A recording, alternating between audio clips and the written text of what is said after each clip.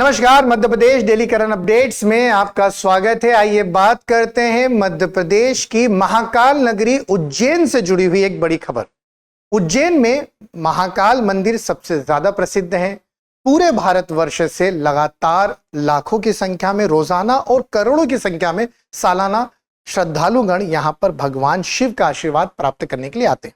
अब इतनी ज्यादा संख्या में जब श्रद्धालुगण एक जगह एकत्रित होते हैं तो कोई अनहोनी घटना ना घटे, उनकी सुरक्षा का ध्यान रखते हुए यहाँ के मंदिर परिसर और मृदा ने मिलकर एक नई प्रणाली तैयार करी जिसका नाम था त्रिनेत्र।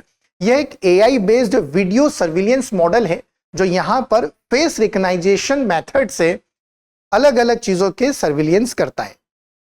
इसी त्रिनेत्र प्रणाली को जयपुर में आयोजित हुए ई गवर्नेंस अवार्ड में स्वर्ण पुरस्कार मिला है और सरकार ने यह भी कहा है कि यह प्रणाली की सफलता के बाद इस प्रणाली को भारत के अन्य मंदिर परिसरों में भी स्थापित किया जाएगा।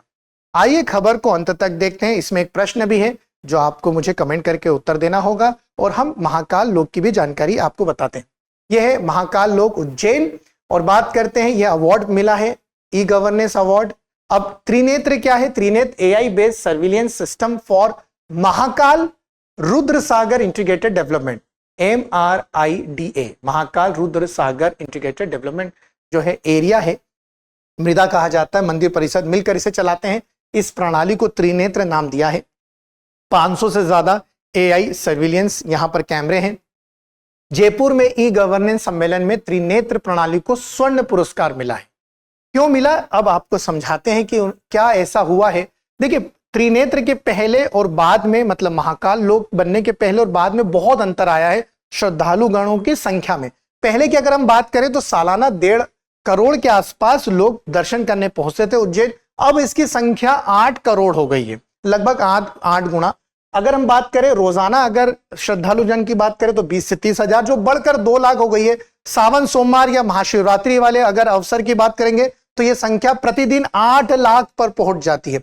जीरो इंसिडेंस, कोई घटना नहीं घटी। क्यों नहीं घटी? क्योंकि फेस रिकग्नाइजेशन मेथड से 552 लापता लोगों को, खासकर बुजुर्ग और बच्चे घूम जाते हैं इतनी भीड़ में, तो उन्हें अपने फैमिली से मिलवाया है। 53 मूल्यवान वस्तुएं जो खो जाती थी वो वापिस से अपने मालिकाना हक तक पहुंची है। ठीक है, बात करते 10 चोरी की जो घटनाएं हो सकती थी वो भी यहां पर कैंसल आउट की गई है। तो इतनी बढ़िया सिस्टम प्रणाली को अब भारत के अन्य मंदिर परिसरों में भी, या जहां ऐसे स्थान जहां भीड़ ज्यादा होती है वहां पर इसे एप्लीकेबल किया जाएगा। बात करते महाकाल लोक की, तो इसका उद्घाटन हुआ था 2019 में। फिर पहला चरण जो कंप्लीट हुआ 2022, दूसरा चरण जो कंप्लीट हुआ 2023, अक्टूबर के महीने में ये चरण हुए थे।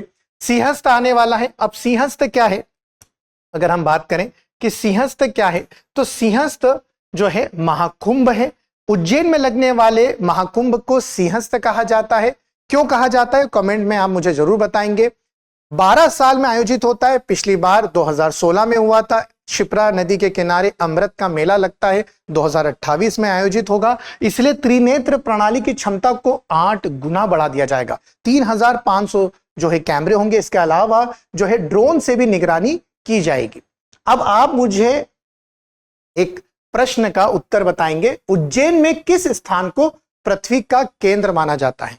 उज्जैन महाकाल नगरी के नाम से तो प्रसिद्ध है। यहीं पर आपको हरसिद्धि मंदिर मिलता है, यहीं पर आपको गढ़ कालिका मंदिर, केडी पैलेस, ठीक है, यहीं पर आपको सांदीपनी आश्रम, नवग्रह मंदिर, भ्रातर की गुफाएं, काल भैरव मंदिर, ये सब यहीं मिलते हैं। उसमें से किस प्लेस को कहा जाता है पृथ्वी का केंद्र? आपको मुझे कमेंट करके बताना है। ये थी हमारी महाकाल लोक के त्रिनेत्र को मिले गोल्डन अवार्ड की।